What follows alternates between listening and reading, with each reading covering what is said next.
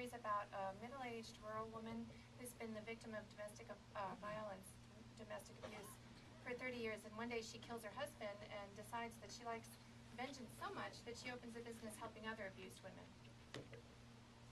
Thanks. Am I good? Okay. After the first book came out, my agent had one request for the second book, and that was that Stella get a dog. So I'm going to read the scene where she gets a dog. A rhythmic thumping sound came from under the kitchen table. Stella picked her way carefully across the floor to investigate. Crouching down and pulling out one of the dinette chairs, she saw a medium-sized white and black dog lying on its back, eyes rolling back in its head, tongue hanging out of its mouth, and tail wagging so hard it smacked against the table leg. Incriminating bits of food were stuck to its snout. "Shit," Stella breathed softly. "Who the fuck are you?" At the sound of her voice, the dog's tail weapon sped up to a frantic pace, and it nudged closer to her with a lavish waggle of its hind legs. Then it rolled to its stomach, looked up at her with wide eyes the color of root beer, and flattened itself as low as it could, chin on the floor, and whined. The tail never stopped wagging. Stella noticed another smell in the olfactory stew and glanced around for its source. Ah, there, over by the fridge. Evidently the dog couldn't wait to get outside to relieve itself. Stella hauled herself up off the floor with effort and threw her keys on the table. Only then did she spot the note. Written in a juvenile scrawl in maroon marker on a torn envelope were these words. "Her name is Roxy. She likes scrambled eggs. Don't tell Mom she's here." "Figures," Stella muttered. She recognized the handwriting. It belonged to Todd Grove. The boy knew where her spare key was, and while she couldn't be sure why he'd sicked this small canine vessel of destruction on her, she was willing to guess. The dog had the look of a runaway. Its stomach slightly caved in. It hadn't eaten in a while, hence its zeal with the trash, perhaps. But there were signs that until recently it had been a cared-for dog, a pet. Its coat was smooth, without burrs or scabs. Its ears hadn't been torn or chewed in a fight. It had no collar, no tags. But Stella felt sure it had belonged to someone not long ago. She had belonged to someone. Stella sighed and knelt back down next to the dog and laid a hand on her back, where a trio of large black spots made a sort of saddle design. Her fur was agreeably soft, and Stella gave in and petted her, tracing the black speckled sides and stomach with her fingers, smoothing back the cockeyed, soft triangular ears, the dog rolling her eyes and grinning in ecstasy and whining happily. Much as she hated to admit it, Roxy seemed like a nice dog with the sweet temperament of an animal at the passive end of the spectrum. She didn't act like a dog that had been abused, kicked or hit or worse.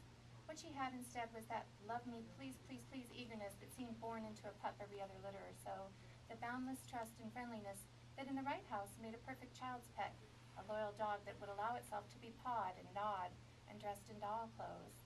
In the wrong house, this sort of dog seemed to invite abuse, much like some women, the sweet, naive ones.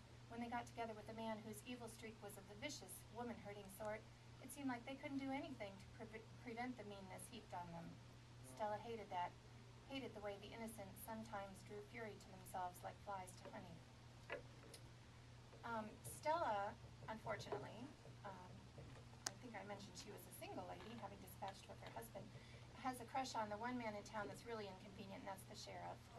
The book is set in the Ozark region of Missouri, where I grew up, and it's a very small town, and there's just one lawman there, and it's the sheriff. And she has to be very careful that he doesn't find out what she's really up to, because it's not exactly legal. In the first book, they cross paths a few times, and in the second book, they're having a romantic dinner when his ex-wife shows up. And throughout this book, his ex-wife is around sort of making trouble for Stella. And I'll just read one more brief passage. Brandy her name's Brandy, she gets involved in a case that Stella's working on, and this is just one interaction between them. And it takes place at Stella's house. Stella whirled around and found herself staring at the woman who'd interrupted her evening with Goat Jones, the sheriff. "Brandy," she said, "did you miss out on the knocking lessons when you were a kid?" "Oh, excuse me," the woman said. This evening she was wearing a shimmering red pantsuit, a whole lot of ruching in the jacket, making it fit as close as if she'd wrapped herself in red florist foil. "I saw the lights on, and the door of the garage was open." "That's 'cause I was taking out the trash," Stella said, emphasizing that last word, trash. It was on the tip of her tongue to describe the teased and sprayed, high-heeled, teetering woman in front of her, but Stella was uncomfortably aware that she was in the range of breaking one of her own rules, and that was a place where she'd sworn off loitering. There were plenty of men in the world who were ready to call decent women terrible things, whores, sluts, skinks. Why was it that the insult that came first to some men's mind when describing a woman had to do with their willingness to give up exactly what these same men spent most of their waking hours trying to get their nasty hands on? Stella recalled something a client had once said when she'd shed herself of a boyfriend whose jealousy took the form of choking her half to death when she put on a short skirt and high heels to go dancing. Some men got agitated by women who looked like they could make their own fun. And now Stella was dangerously close to being guilty of the same thing. If she was really honest with herself, if she looked past the eyeshadow with glints of glitter, and the out-to-there stick-on lashes, and the ankle bracelet with a giant diamond sparkler, what she was looking at was no more or less than another woman with a claim on the man she wanted, and she was jealous. Fuck. Sometimes, when she had these mental dialogues with herself, Stella hated being right. Thank you.